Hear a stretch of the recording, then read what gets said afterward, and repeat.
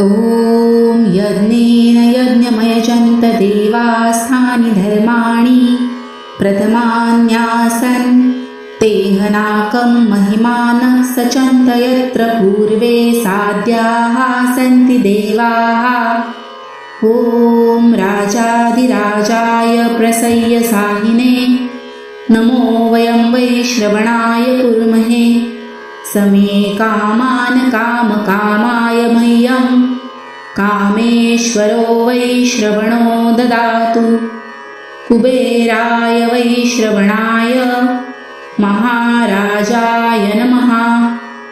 ॐ स्वस्ति साम्राज्यं भौज्यं स्वराज्यं वैराज्यं पारमेष्ठ्यं राज्यं महाराज्यमाधिपत्यमयन्तसमन्तपर्या ईस्यात् सार्वभौमः सार्वाशान्तार्धापरार्धात् पृथिव्यै समुद्रपर्यन्ताया एकराळिति तदप्येष श्लोको विहितो मरुतः परिवेष्टारो मरुतस्यावसनगृहे आवीक्षितस्य कामप्रे विश्वे देवाः सभासदैति। ॐ एकदन्ताय विद्महे वक्रतुण्डाय धीमहि तन्नो दन्तिः प्रचोदयात्।